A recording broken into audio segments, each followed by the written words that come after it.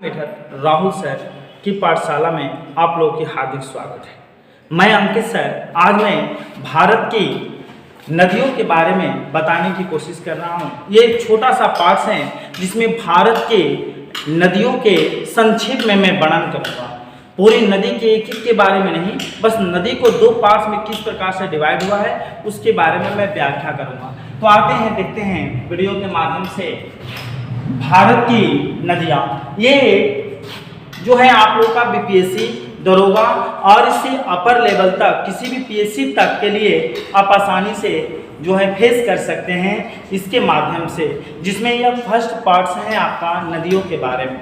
तो देखते हैं, भारत की नदियों को दो पार्ट्स में तोड़ा गया है। पहली हिमालयी नदी, हिमालय नदी, हिमालय की नदियां। दूसरा प्रायद्वीपीय नदी। ये जो है प्रायद्वीपीय पठार की नदी कहलाता है। प्रायद्वीपीय नदी दो पार्ट्स में तोड़ा गया है। जैसे ये देखिए हम लोग, ये है प्रायद्वीपीय और बीच में ये जा रहा है हमारा कर्क रेखा। कर्क रेखा, यदि भारत को दो भाग में विभाजित किया जाए तो कर्क रेखा है, लाइन में रेखा में कर्क रेखा है। लेकिन यदि बात कर लिया जाए कोई पर्वत की, तो एक पर्वत है, इसका नाम है विंध्य पर्वत या इसको कहा जाता है विंध्याचल पर्वत। ठीक है, कर्क रेखा भारत को दो भाग में विभाजित करते हैं, जिसके निचला पार्ट्स को हम लोग बोलेंगे प्रायद्वीपीय भारत के पठार, प्रायद्वीपीय भारत, और ऊपर वाले भारत को हम लोग उत्तरी गोलार्ध के जो भारत हैं हम लोग जो है ऊपर वाले भाग को मैदानी भाग भी कह सकते हैं, पठारी इलाकों का भी कह सकते हैं, पहाड़ी इलाकों हिमालय की पार्ट्स को भी कह सकते हैं। तो देखिए उसी प्रकार से प्रायद्वीपीय नदी नीचे वाला जो है वो प्रायद्वीपीय नदी है, और ऊपर वाला जो है या इस नदी को ऊपर वाले पार्ट्स को हिमालय की नदी कहते हैं। तो पहले तो सबसे पहले हम लोग ये अंतर सीखे कि हिमालयी नदी में और प्रायद्वीपीय नदी में अंतर क्या है। तो देखो ध्यान से, हिमालय जो नदी है यह केवल व केवल एक वार्षिक नदी कहलाती है। अर्थात हिमालयी नदी एक वार्षिक नदी है। क्यों? क्योंकि इसमें वर्ष भर जल जमा रहता है। वर्ष भर जल जमा रहने का कारण यहाँ का हिमालय का ग्लेशियर है। हिमालय पर जो है 92 चोटियाँ 6000 मीटर से लगभग ऊंचाई की हैं, इसलिए जो है यहाँ पर बर्फ बहुत ज़्यादा मात्रा में ग्लेशियर होता है, इसलिए यहाँ की नदी जो है वर्ष भर रहती है, इधर की नदी सूखती नहीं है। लेकिन प्रायद्वीपीय भारत की नदियाँ जो हैं ये कहलाती हैं आपका मौसमी नदी। ये जो है नदी मौसमी नदी कहलाती है, क्योंकि प्रायद्वीपीय भारत की नदियां केवल मानसून में भर जाती हैं। मार्च अप्रैल के मंथ में जाते जाते जो है कई नदी इधर की सूख जाती हैं, इसलिए इधर की नदी को मौसमी और इधर की नदी को वार्षिक नदी कहा जाता है। दूसरी बात देखा जाए ध्यान से, यहाँ प्रायद्वीपीय भारत की एक ऐसी नदी है जो कावेरी नदी है। कावेरी नदी में वर्ष जो है जल जो है वर्ष भर जमा रहता है। इसका कारण क्या है? मानसून। अतः दक्षिण भारत की या प्रायद्वीपीय नदियों में केवल एक कावेरी नदी को वार्षिक नदी के नाम से जाना जाता है। दूसरी बात, दूसरी अंतर देखा जाए, जो हिमालय की नदियां हैं यह विसर्पण करती हैं। हिमालय की नदी विसर्पण करती है। विसर्पण का मतलब क्या होता है? ऐसे ऐसे चलना। क्यों? मैं शुरू में बताया था कि मैदानी भाग हैं, तो मैदानी भाग है और नीचे प्रायद्वीपीय पठार है। तो ऊपर वाला जो मैदानी भाग है इसमें जो है नदी ऐसे ऐसे कट करते हुए जाती है मैदानी भागों को, तो उसको कहा जाता है विसर्पण करते हैं। लेकिन प्रायद्वीपीय भारत की जो नदी है यह विसर्पण नहीं करती है। इसका रीजन क्या है कि पठारों में जिस प्रकार से रास्ता बना रहता है उसी प्रकार से बहती है, वो कभी जो है कट नहीं कर पाती, क्योंकि इतना जल्दी पर्वत पठार को कटना कठिन होता है, इसलिए इधर की नदी जो है विसर्पण नहीं करती। अब एक चीज और देखा जाए, चाहे वो हिमालय की नदी हो चाहे वो प्रायद्वीपीय पठार की नदी हो, ये नदी जो है क्या करती हैं? वितरिका का निर्माण करती है। कुछ शब्द हैं ऐसे हम लोग को जो सुनने के लिए मिलेगा नया नया, इससे ये होगा कि जब हम लोग नदी का चैप्टर पढ़ना शुरू करेंगे तो आसानी से क्लियर हो जाएगा कि हाँ ये कहना क्या चाहता हूँ। तो देखो, चाहे वो हिमालय की नदी है, चाहे वो प्रायद्वीपीय नदी है, वो वितरिका का निर्माण करती है। लेकिन ऐसी नहीं है कि सब नदी वितरिका का निर्माण करती हैं, लेकिन कुछ नदी हैं जो वितरिका का निर्माण करती है, जैसे गंगा भी करती हैं, आपकी कावेरी भी करती हैं। तो वितरिका का मतलब क्या होता है कि एक नदी की धारा ऐसे बह रहा था, ये ऐसे नदी की दो भाग में विभाजित हो जाए, फिर आगे जाकर के धारा मिलना हो तो मिले, नहीं तो फिर टूट जाए।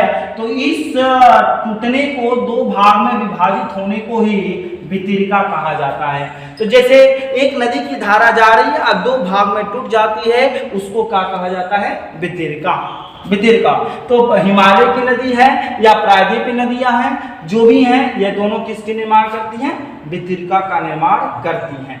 नेक्स्ट पॉइंट पर हम लोग थोड़ी सी जाने, कुछ पॉइंट हैं। हिमालय की ऐसी नदी हैं और प्रायद्वीपीय भारत की ऐसी नदी है, इन दोनों में और क्या अंतर हो सकता है?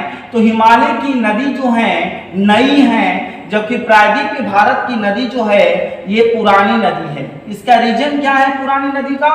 तो ये हिमालय पहले नहीं था, गोंडवाना और अंगारा लैंड का पार्ट्स था, वो हिमालय के चैप्टर में हम लोग पढ़ेंगे।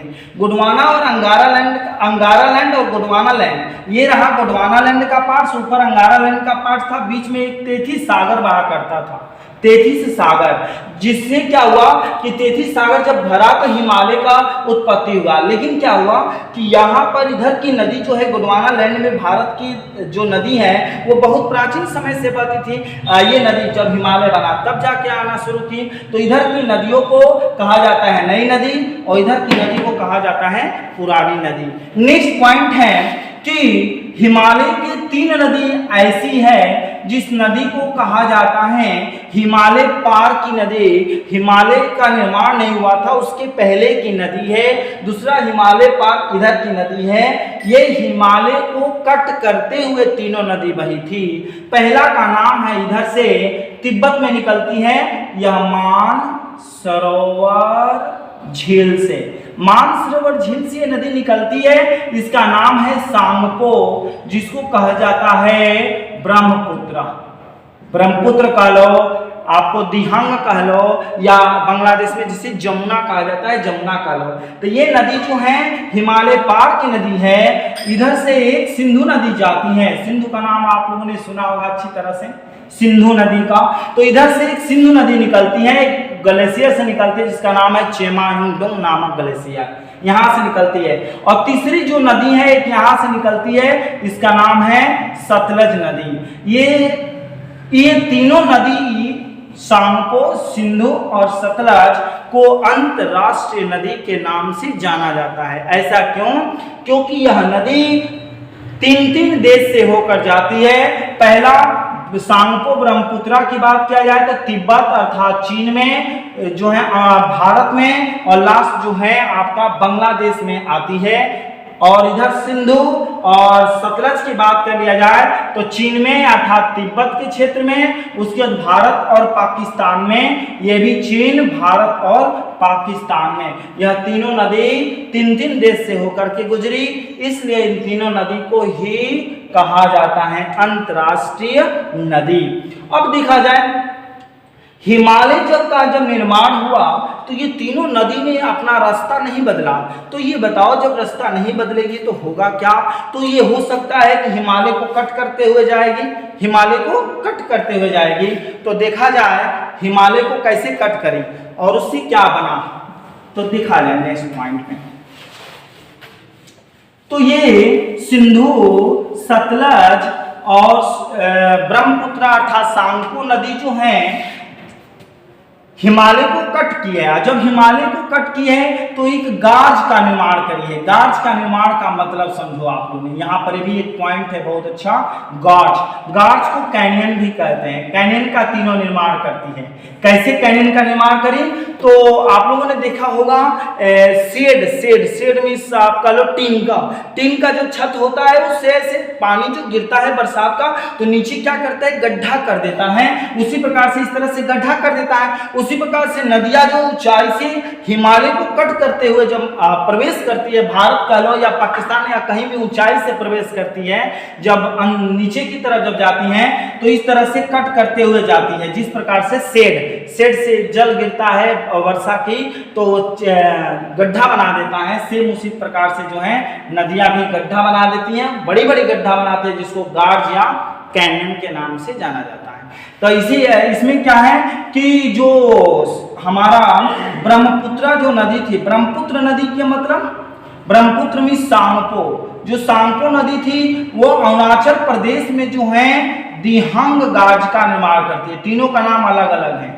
इसके गाज का नाम है दिहंग गाज। जब भारत में प्रवेश करती है अरुणाचल प्रदेश में तो वो दिहंग गाज का निर्माण करती हैं। और सतलज जो नदी है वो जब भारत में प्रवेश करती है तो हिमाचल प्रदेश में एक सिपकिला पासेज है, सिपकिला दर्रा है, सिपकिला दर्रा को तोड़ते हुए गाज का निर्माण करते हुए भारत में प्रवेश करती है। जबकि सिंधु नदी जो है हिमालय का इस बेल्ट में, बेल्ट का मतलब कि पाकिस्तान वाले क्षेत्र में जाकर के हिमालय में ही कट करती है, गाज का निर्माण करती है, जिसका गाज का नाम है सिंधु गाज। और सतलज की गाज का नाम था सिपकिला, जो दर्रे को काट रही थी इसलिए इसका गाज का नाम था सिपकिला गाज। देखो यही तीनों नदी भारत में आकर के बहने वाली ऐसी नदी है जो कि गाज का निर्माण करी। ब्रह्मपुत्र दिहंग गाज, सतलज जो है सिपकिला गाज और सिंधु जो है सिंधु गाज का निर्माण करती हैं।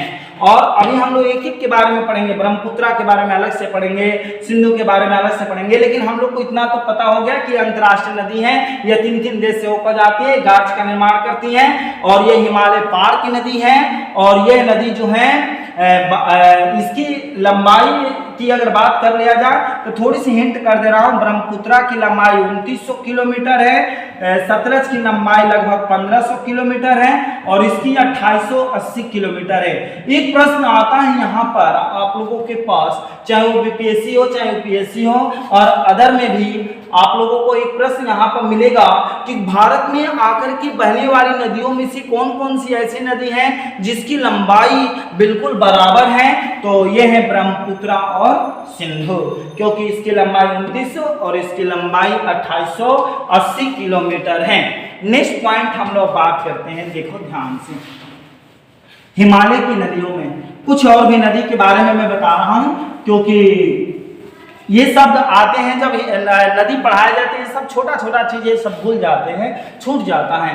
अब देखो हमारी भारत की नदी अपने मुहाने पर या बीच में भी कह लो मुहाने पर ही डेल्टा का निर्माण करती है। डेल्टा शब्द क्या होता है, तो जैसे नदी जो है जा रही है तो अपने साथ जो है अवसाद या मलबा लेकर के जा रही है। अवसाद या मलबा का मतलब क्या हुआ, जैसे नदी जो है विसर्पण करती है, सपोज विसर्पण करी तो मिट्टी को कट करी, कहीं सैंड को कट करी, कहीं इसमें कचरा बहाया गया, ये सभी जाकर के और लास्ट में क्या हो जाता है, एक डेल्टा का निर्माण करता है। मिट्टी हो, रेत हो या जो कुछ को भी बहा के ले जाती है वो डेल्टा का निर्माण करता है। डेल्टा का निर्माण में ये जैसे ये जल जा रहा है, यहाँ पर रेत है, फिर यहाँ जल जा रहा है, यहाँ पर रेत है, फिर यहाँ जल है, जल का टूट जाना। जैसे आप लोगों ने देखे होंगे कलकत्ता में जो पश्चिम बंगाल में जो बना हुआ है सुंदरबन डेल्टा, जो हमारा विश्व का सबसे बड़ा डेल्टा है, जो गंगा और ब्रह्मपुत्र नदी से बना है, पद्मा और जमुना से बना हुआ है। तो ये बीच में रेत है। आप लोगों ने ऐसे भी देखे होंगे कोई नदी बह रही है, बीच में रेत हो गया, या तो पानी के घटने से हो गया या तो कहीं से तोड़ करके लाई है, तो कोई घर ही गिरा दी, कहीं मिट्टी ही गिरा दी, कहीं सैंड ही को गिरा दी और गिरा करके लाई है और छोड़ दिया, उसकी धारा से वो बह नहीं पा रहा है तो बीच में टीला हो जाता है, तो उसी टीले को हम लोग कह सकते हैं डेल्टा। लेकिन भारत की लगभग पूरी नदी जो है डेल्टा का निर्माण करती है, चाहे वो छोटा हो चाहे बड़ा हो। लेकिन याद रखना भारत की 2 नदी ऐसी है, एक तो नर्मदा और एक तापी, या इसी को कहते हैं ताप्ती, तापी या ताप्ती। नर्मदा और तापी नदी ये दोनों ही डेल्टा का निर्माण नहीं करती। अब बात करता हूं डेल्टा का निर्माण नहीं करती तो किसका निर्माण करती है, तो ये नर्मदा और तापी नदी जो है डेल्टा का निर्माण ना करके एक जो है ज्वारंध मुख का निर्माण करती है। ज्वारंध मुख को कहते हैं एस्चुअरी,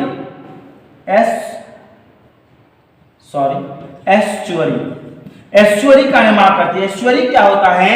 जिस नदी का जल सीधे सीधे समुद्र में गिर जाए या दूसरे नदी में सीधे सीधे मिल जाए, वो डेल्टा का निर्माण न करे, अर्थात अवसाद या मलबा लेकर के न जाए, उसको कहते हैं ज्वारंध मुख या एस्चुअरी।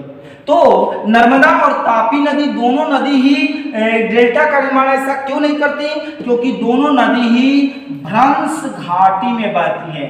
भ्रंश घाटी का मतलब ये कहा जाता है कि दो पर्वत है, दो पर्वत के बीच में जो रास्ता बन जाता है, पर्वत धंस जाते हैं, ऐसे धंस जाते हैं। लैंड जब स्लाइड होती है तो पर्वत धंस जाते हैं। जैसे देखो ये दो पर्वत है, हमारा एक पर्वत ये है और ऐसे पर्वत है। सपोज इसके बीच वाला पार्ट जो है पूरा हमारा धंस गया और इसके बीच में जो नदी बह रही है, इसके बीच में जो नदी बह रही है, इसको कहते हैं भ्रंश घाटी। यानी दो पर्वत के बीच का भाग, दो पठारों में के बीच के जो भाग, दबा हुआ भाग जिसमें नदी ऐसे ऐसे बह रही है, तो अब बताओ कि क्या पर्वत पठार को कभी तोड़ेगी? जब तोड़ेगी नहीं तो उसमें अवसाद या मलबा होगा नहीं। मिट्टी को तोड़ेगी, मिट्टी के जगह पर नीचे धरती के नीचे सैंड होगा, उसको तोड़ेगी तब तो मलबा अवसाद मिलेगा। इसलिए ये डेल्टा का निर्माण नहीं करती। बात करता हूं नर्मदा कौन कौन सी पर्वतों के बीच में जाती है, तो थोड़ी सी समझ जाओ कि ऊपर यहां पर मान लेते हैं कि ये विंध्य पर्वत है, विंध्याचल है, नीचे ले लेते हैं एक सतपुड़ा और उसके नीचे ले लेते हैं, ऐसे सतपुड़ा बना लो, सतपुड़ा, और नीचे ले लेते हैं हम लोग अजंता की पहाड़ी, अजंता की पहाड़ी। ये देखो विंध्याचल, मैकाल पर्वत की बातें कर लो, यहाँ पर मैकाल पर्वत भी है, अमरकंटक की चोटी है, यहाँ से निकलती है नर्मदा, और ये देखो विंध्याचल और सतपुड़ा के बीचों बीच बहती है। तो इसलिए अब बताओ दो पर्वतों के बीचों बीच बही तो इसको क्या कहे? भ्रंश घाटी। तो नर्मदा जो है भ्रंश घाटी में विंध्याचल और सतपुड़ा के बीचों बीच बहती हैं और ताप्ती नदी सतपुड़ा से निकलती है और ये अजंता सतपुड़ा के बीचों बीच बहती है। इसलिए दोनों ही नदी डेल्टा का निर्माण नहीं करती, ज्वारंध मुख का निर्माण करती है। अब देखिए इसके बाद एक पॉइंट और मैं कुछ बताना चाह रहा हूं अंतरों में और कुछ भारत की नदियों में महत्वपूर्ण जो बातें हैं। इसके बाद हम लोग भारत की नदियों में जो हिमालय नदी में कौन कौन सी नदी पढ़ेंगे मैं सिलेबस बता दूंगा। अब देखो एक चीज याद रखना, ये हमारे भारत को दो भाग में विभाजित करने वाला कौन सा था रेखा था? कर्क रेखा। कर्क रेखा को भारत की एक ऐसी नदी है जो अपने रास्ते में दो बार क्रॉस करती है, दो बार कट करती है, इसका नाम है माही। माही नदी भारत को दो भाग में क्या करती है? क्रॉस करती है। ये मत भूलना, दो बार क्रॉस करने वाली कौन सी नदी हो गई? माही। माही नदी जो कर्क रेखा को दो भाग में विभाजित करी है। अब देखो नेक्स्ट पॉइंट पर हम लोग कुछ नदियों के बारे में जाने जो हिमालय की नदी हैं। हिमालय की नदियां हैं, इसमें महत्वपूर्ण कौन कौन सी नदी हैं जिसकी सहायकों नदियों के बारे में यदि हम लोग पढ़ ले तो शायद उत्तर भारत की पूरी नदी को हम लोग पढ़ लेंगे। वो उत्तर भारत या दक्षिण भारत है। तो देखो हिमालय की नदियों में हम लोग पढ़ते हैं पहला गंगा तंत्र को, दूसरा पढ़ते हैं तंत्र बना लेना गंगा तंत्र, दूसरा पढ़ते हैं हम लोग सिंधु तंत्र को, तीसरा पढ़ते हैं ब्रह्मपुत्र तंत्र को, और ब्रह्मपुत्र मतलब सांगपो तंत्र को। ये देखो इसमें क्या है, इन नदियों के जितने भी सहायक नदी है वो टोटल हमारे उत्तर भारत की नदियों में हम लोग इसी तीनों की सहायक से आसानी से पढ़ सकते हैं। दूसरा प्रायद्वीपीय भारत की नदियों में मेन नदी कौन सी है? तो एक पढ़ते हैं हम लोग नर्मदा को जिसके बारे में थोड़ी सी हिंट किया था, दूसरा पढ़ते हैं तापी के बारे में पढ़ेंगे, तीसरा गोदावरी बड़ी है इसके बारे में पढ़ेंगे, चौथा कृष्णा बड़ा है इसके बारे में पढ़ेंगे कृष्णा नदी, इसके बाद से नेक्स्ट कावेरी नदी है इसके बारे में पढ़ेंगे, और एक छोटी सी नदी है यहाँ पर जिसको कहते हैं महानदी जो उड़ीसा के तट पर इस पे हीराकुंड बांध बनाया हुआ है, हाँ वही नदी है, ये इसके बारे में पढ़ते हैं। यानी प्रायद्वीपीय भारत की जो है ये 6 नदी महत्वपूर्ण है, इसके बारे में हम लोग पढ़ेंगे। नेक्स्ट वीडियो में हम लोग जो है गंगा नदी तंत्र को स्टार्ट करेंगे। जहाँ तक अनुभव है कि आप लोगों को आसानी से हिमालयी नदी और प्रायद्वीपीय नदी के बारे में समझ में आ गया होगा। धन्यवाद।